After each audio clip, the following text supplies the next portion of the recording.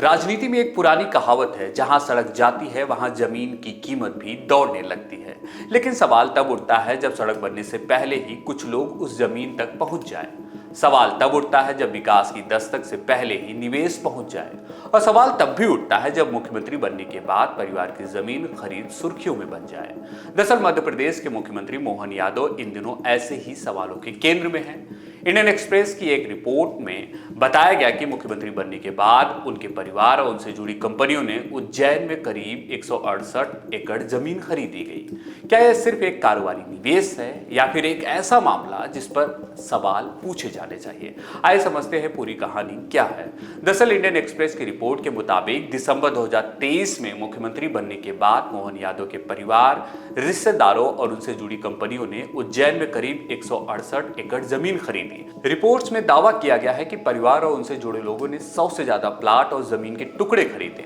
कुछ संपत्तियों को बाद में हालांकि बेच दिया गया। यही सब मामला और सुर्खियों में आता है। क्या यह सिर्फ एक कारोबारी फैसला था? क्या यह एक महज संयोग है कि जमीन उन्हीं इलाकों में खरीदी गई जहां विकास की संभावनाएं थी?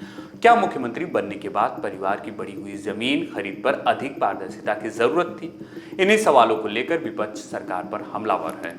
इंडियन एक्सप्रेस की रिपोर्ट में यह भी बताया गया कि मोहन यादव के रिश्तेदार और परिवार से जुड़े लोगों ने कहा कि वे कई वर्षों से रियल एस्टेट के कारोबार में हैं। उनका कहना है कि जमीन खरीदना और बेचना उनका पुराना व्यवसाय है और इन सौदों को मुख्यमंत्री के पद से जोड़कर देखना गलत है। रिपोर्ट में परिवार की ओर से यह भी कहा गया है कि सभी खरीद फरोख्त कानूनी तरीके से की गई हैं। वहीं कुछ अधिकारियों ने यह भी बताया है कि सड़क परियोजनाओं और भूमि उपयोग परिवर्तन की प्रक्रियाएं तय नियमों और अलग अलग विभागों के माध्यम से संचालित होती हैं। महत्वपूर्ण बात यह है कि रिपोर्ट में कहीं भी यह दावा नहीं किया गया है कि किसी जांच एजेंसी ने मोहन यादव या उनके परिवार के खिलाफ कोई गैर कानूनी काम साबित किया हो।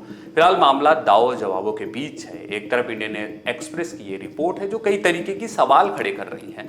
दूसरी तरफ मुख्यमंत्री का परिवार है जो कह रहा है कि उनका पुराना कारोबार है और सभी सौदे कानूनी हैं। ऐसे में सबसे बड़ा सवाल यही है, क्या यह सिर्फ एक सफल कारोबारी निवेश की कहानी है या कुछ और? फिलहाल बहस जारी है और राजनीति भी। मैं हूं विवेक और आप देख रहे हैं न्यूज कैंची।